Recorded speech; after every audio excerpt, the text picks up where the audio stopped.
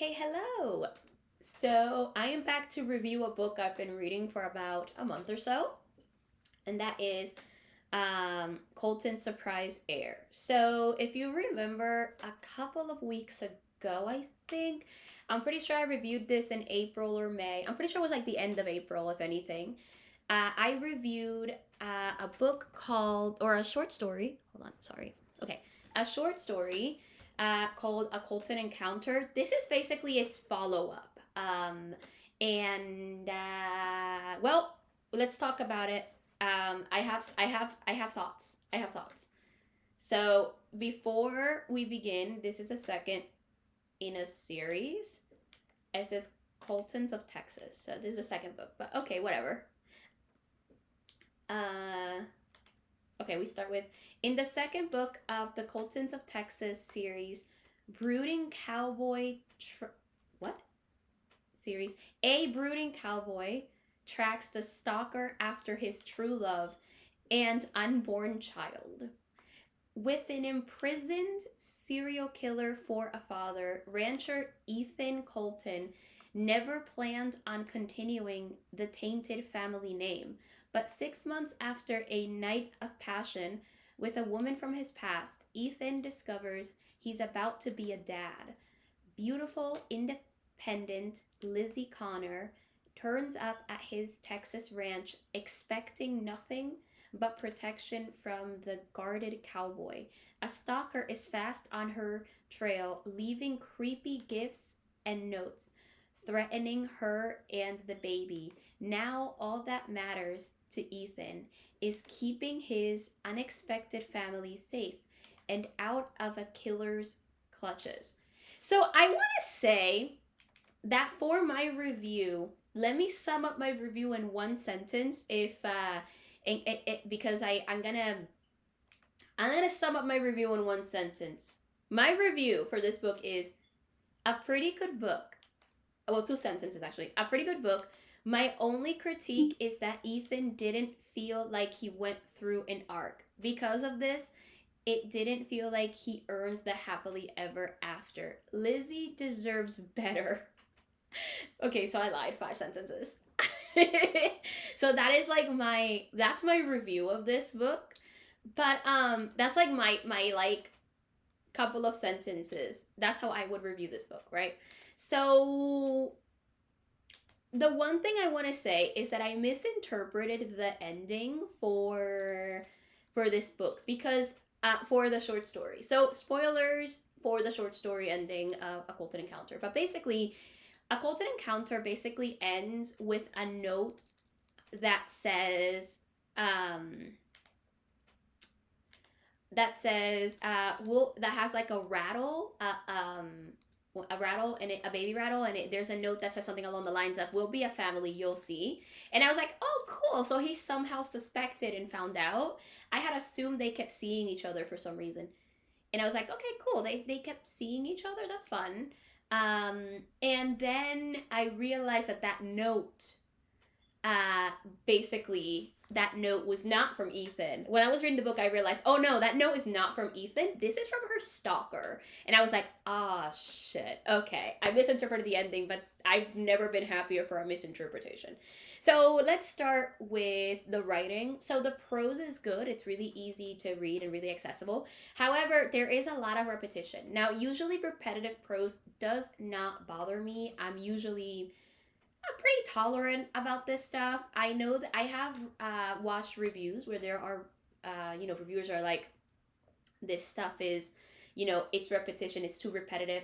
It's just too repetitive or whatever. They don't like it. And I'm like, usually I'm really tolerant of repetitive prose.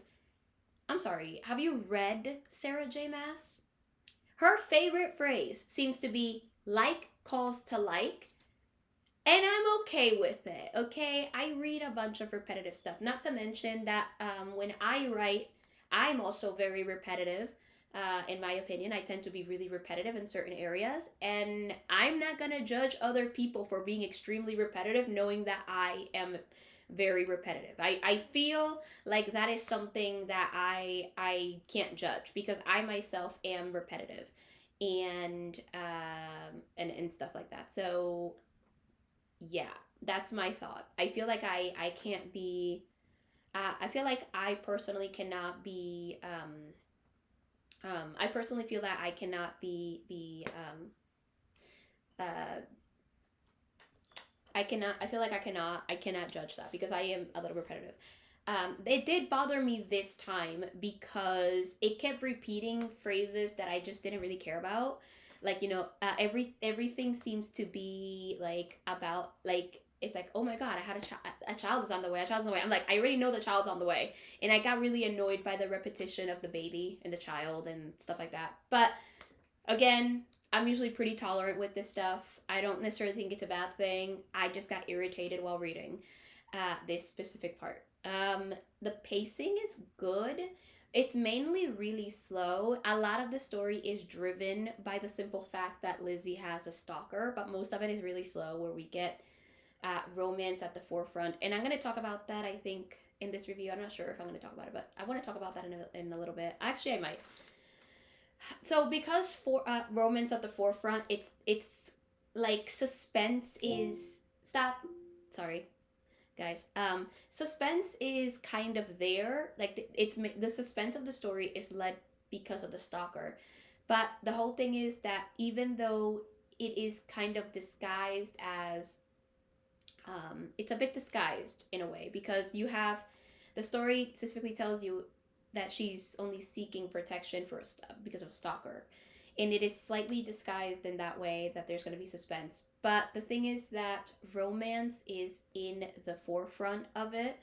And because romance is in the forefront, what happens is that the pacing doesn't suffer, but themes sort of do a little bit because of this. I did do a post, and I don't think I went into as much detail on it. I kind of just said that like it's good pacing, and it is. It's good pacing, and a lot of the suspense is done really really well. Um, so that's a thing. So I have mixed feelings regarding the themes because so this is one of those things that romance, especially category romance, that from what I have noticed tends to do. So category romances, not all of them. It depends on the romance. If romance is trying to do too much, this is kind of what happens. So what ends up happening, and this is one of my issues with reading romance. This is a me issue. They will introduce certain themes are going to be introduced. Usually pretty. They're not lighthearted themes. Not all of them are handled well. Not all the themes that are introduced in romance are handled well. And this is not just meaning the romance. So think of something like the Spanish love deception. I'll link that below if you want to see my I'll link the Elena Armas playlist below. So the Spanish love deception links themes of body image. At some point, at the very end, they also talk about cancer and stuff like that. And the problem with this stuff is that most of that stuff is totally glossed over. A lot of these themes are sacrificed for the romance. So while the romance is front and center as it should be in a romance, but the extra things that you're adding, the extra storylines and the extra themes and things like that, the extra things that are being added are usually sacrificed for the romance. So it feels like, at least when I read it, it feels like unnecessary conflict and unnecessary themes because you as the author are not giving the time to breathe or the time to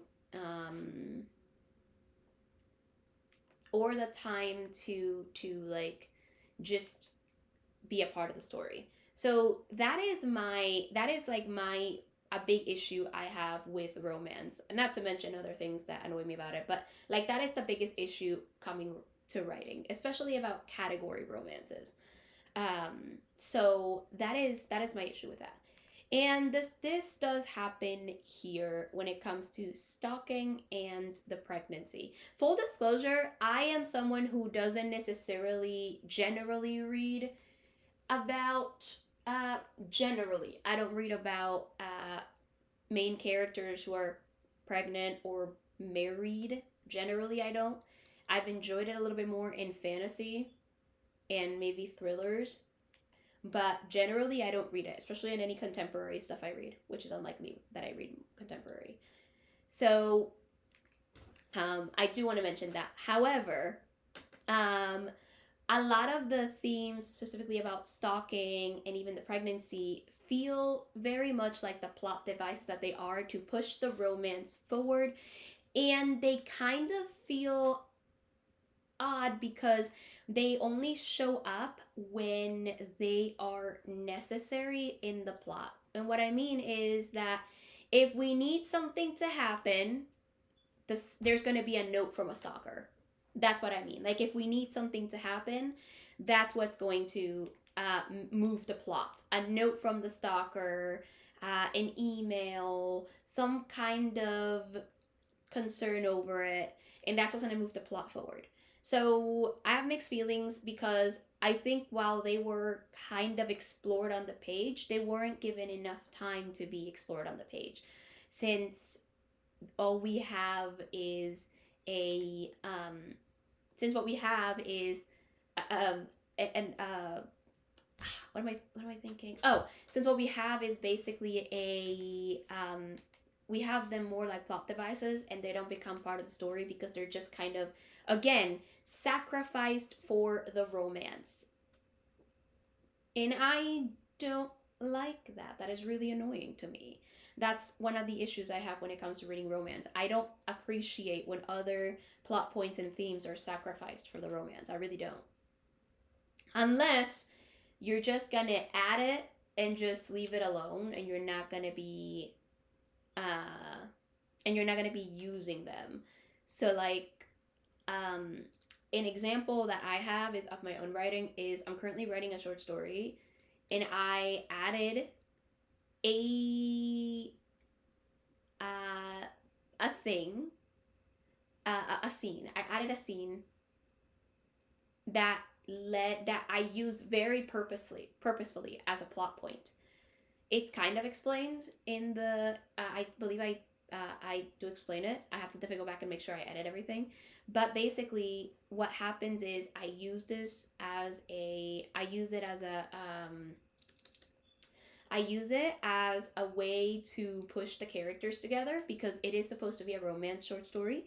So I use it to do forced proximity, and I use it, but it's not a big part of the story because I wanted to leave it that way. And it'll be mentioned here and there where I'm gonna be like, where like it's mentioned once where the person asks, so what happened, and she's like, I don't know, and she's outright lying, and it is a problem that I want to use. And then I'm probably gonna be like, and then I'm gonna end it in a way that the plot point is there and we know about it, but the resolution is going to be kind of like it's going to end. So the way I'm going to end my romance short story is basically in a place where they're not going to talk about everything. It's just going to be like a date.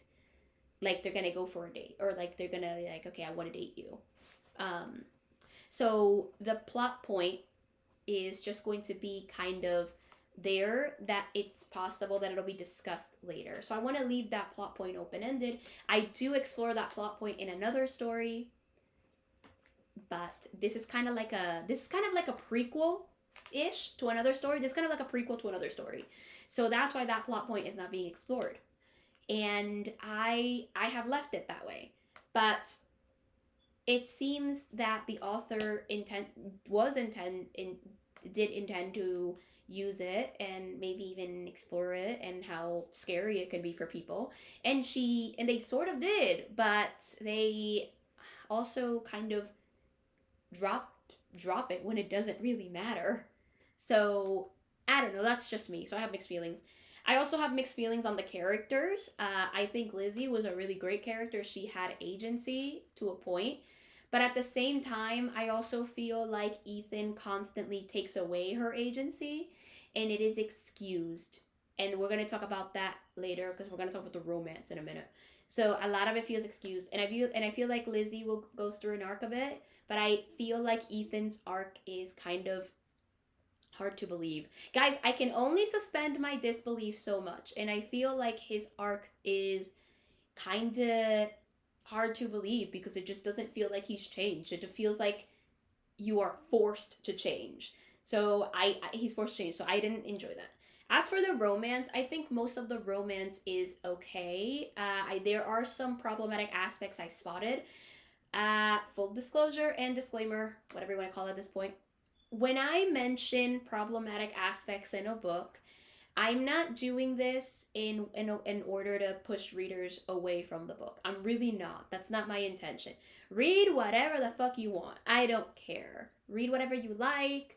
Actually, I actually really think that reviewing problematic stories in a way has become problematic in itself because it's kind of like you're shaming readers in a certain way. Not even shaming just readers. You're like pushing for authors to write something else just because you don't agree with the problematic stuff. So and stuff like that. But the fact is that authors are not responsible for what their books and stories influence you to do. So authors are not. I have mixed feelings when it comes to YA, but I also generally feel that that's a parent thing to be aware of what your kids are reading, and it is an adult thing for you to know the difference between real life and fiction. So the author is not responsible for how people interpret their books and how what it influences them to do. That's not an author's responsibility. You as a reader are consuming that. That is your responsibility to know the difference. And if you're younger, that is a parent's responsibility to know. Like, I will mark my stuff not made for kids on YouTube, but if teenagers are consuming this or consuming my video stuff, my video content, and younger kids are consuming my video content, or you're watching it in front of your kids and you're consuming my video content, that's not my responsibility. I already marked it not made for kids. That's not it. In my blog, I started adding some like content warnings and stuff like that, but it's up to you if you want to read it or not. You know what I mean?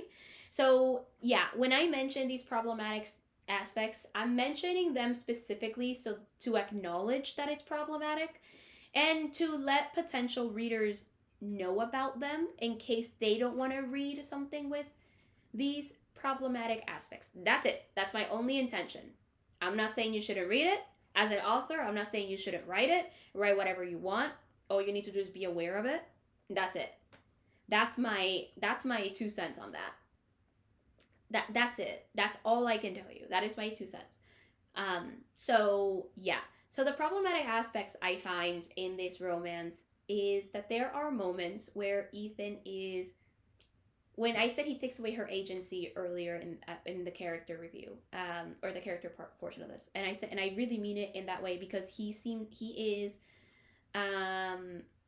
is someone who basically what he does is he will like he will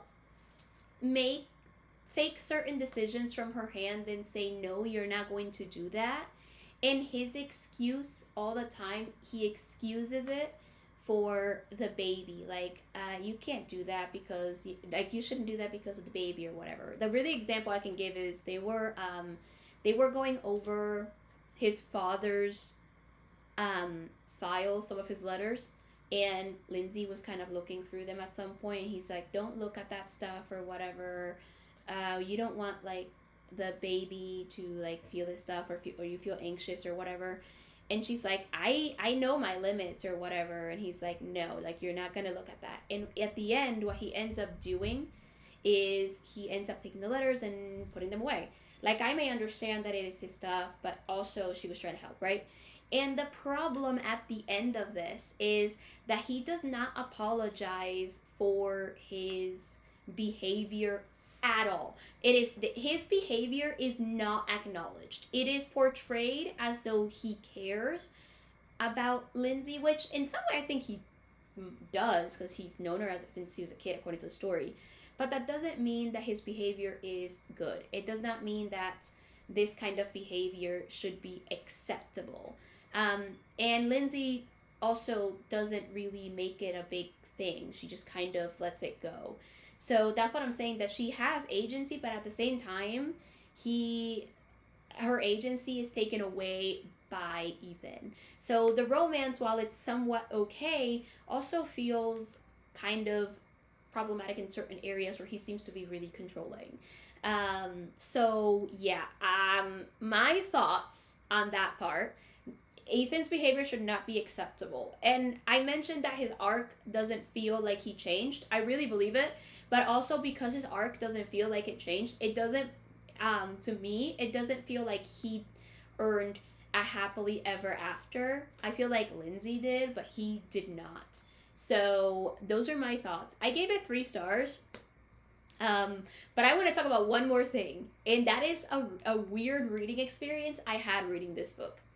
Guys, the entire time I was reading this book, all I kept picturing, and I'm sure if my vlog for this is live and I talked, my vlogs for this is live and I talked about this, is Criminal Minds fan fiction. I am not joking. I just kept thinking, oh my gosh, this would make such a good Criminal Minds fanfic.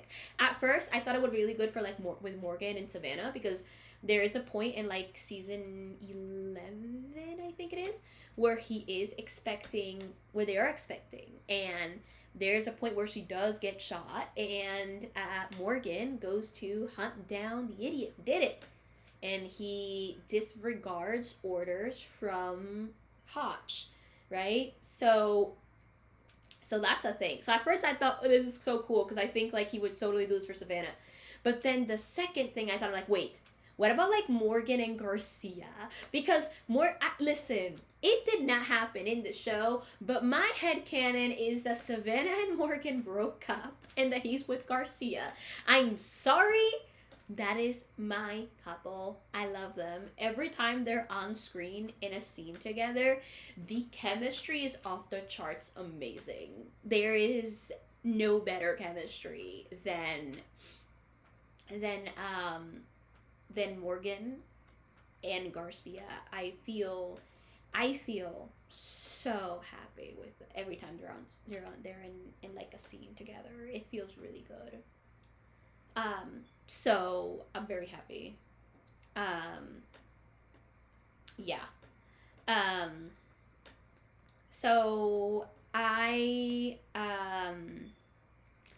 yeah, that's what I kept picturing. And the one thing I'm like, okay, but there would be no pregnancy in this idea of my fan fiction. It would be suspenseful, but there'd be no pregnancy.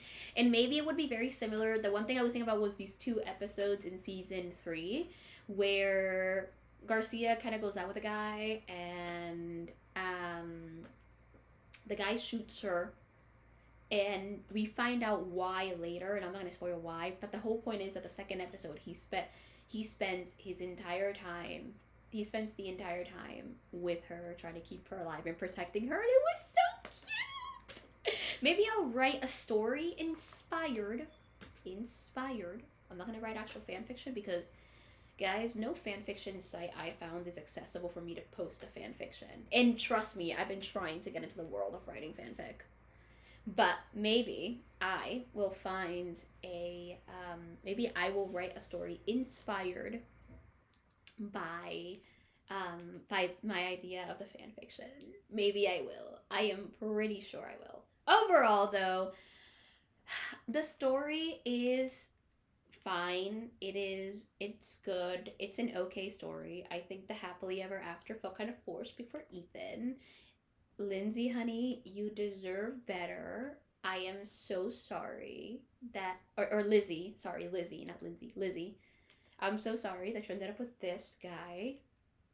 And while I feel some sympathy for him, it's not enough. Get therapy, okay, dude? Get some serious and necessary therapy.